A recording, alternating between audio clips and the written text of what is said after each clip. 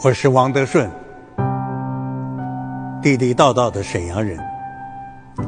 一场 T 台走秀，让很多人认识了我。有人叫我最帅大爷，也有人说我一夜爆红。可是你知道吗？为了这一天，我足足准备了60年。24岁，我当话剧演员；44岁开始学英语；49岁创造了造型哑剧，到北京成了一名老北漂，没房没车，一切从头开始。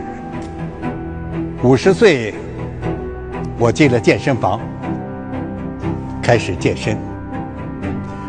57岁，我再次走上了舞台，创造了世界唯一的艺术形式，它叫活雕塑。70岁，我开始有意识地练腹肌。79岁，我走上了 T 台。我今年80岁了，还有路，还有追求。相信我，人的潜能是可以挖掘的。当你说太晚了的时候，你一定要谨慎，它可能是你退却的箭。没有谁能阻止你成功，除了你自己。该炫自己的时候，千万不要对自己说了。